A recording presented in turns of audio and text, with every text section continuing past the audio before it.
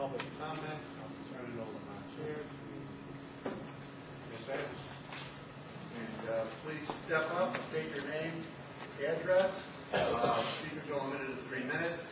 Mark Robin.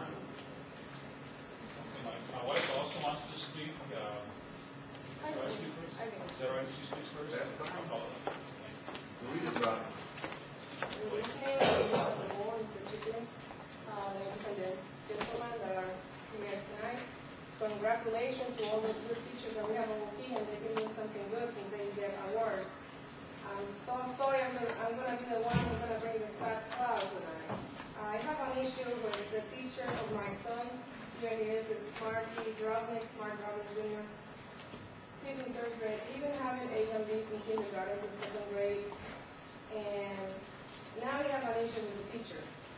But I would be talking in here for 100 days probably if I begin to say the issues that I'm having. But I decide to make an exercise with you for you to understand better what is getting through. So I'm going to be reading. And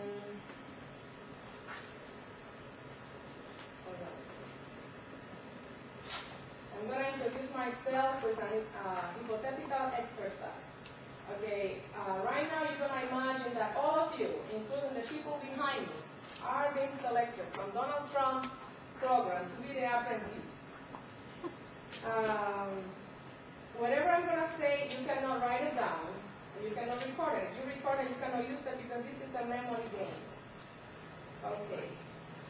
We can say that this will be a memory game. Whatever I'm going, okay, I already say all that. I write it down just in case I forget it. So I will ask you at this point to put down your pens or pencil and just listen to what I'm only going to say once. You all have been selected from Donald Trump to be in the apprentice show, but you have to follow the instructions step by step or you are fired. Listen carefully because I'm only going to say it once. You have to arrive tomorrow morning at 7:15 to his Donald Tower building and sit down in the lobby to be picked up by an agent. You will be picked up at 7:30 and directed to your room. Men will stay in 3rd floor, women will stay in the 5th floor. You both will attend to a breakfast at 8 o'clock, but you have to get dressed in a certain way. At 8:20 a.m., a maid will bring your clothes to wear. Men will be dressed in a pink jacket, white pants, light blue shoes. Women will be dressed in a black jacket, purple pants, and red shoes. Men will be picked up at 8:50 first by the stairs to the left. Women will be picked up at 7 minutes later by the stairs of the right. Only some of you will be sitting and the rest will be standing up. On the menu, men will eat only ham, cheese, or sausage with scrambled eggs, coffee, tea, or juice. And they have to sit down by the southwest table of the restaurant. But only if you arrive before 8:55 a.m. Otherwise, you will be sitting in the northeast table together with the ladies. That's only and only if you are picked up to sit down.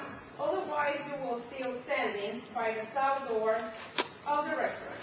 Woman menu is as follows. Skim milk, tea, or strawberry smoothie with oatmeal and egg. You have a complete hour to eat, then you will have to listen to Donald's speech. After that, you will be separated in groups of 5 to go with the 10 agents who are going to guide you. In a way, you are supposed to contact 7 more men in black that are not together. Go to his office and begin to work in the project that Donald will assign. If you are a man and you are not in the dinner table by 6 o'clock, you are fired. If you are a woman and you are not in the cocktail table by 8 o'clock, you are fired. Now, respectfully, I ask you, any of you who dare to stand up and tell me exactly what I just said? I don't think nobody in here can do it. And we are adults, a lot of us have diploma, but it's inhuman that only we can learn something for the first time we hear that. So my son in here, he have a teacher that she said, I only explains once. If he don't get it, he have an F. If he get it, then I put him on A. He's not the only one having trouble in her classroom. And he passed from A and B to D and F. And not only that, but I have written down in here everything that I need to show. This is a letter from when he was in either first grade or kindergarten from Mrs. Elliott. She probably recognized the letter that said how wonderful student he is. And medal for his perfect attendance. Okay, I'm going to proceed to read because I don't have too much time. I know, I'm going to try to do it that time, but I really come here to say this and I would like to say it. After having finished this exercise, I asked you, I already did. Okay. She confused the student. The instructions said one thing, write it down, but when she explained the instructions, she changed them verbally. Then she punished the kids because they didn't follow what she said.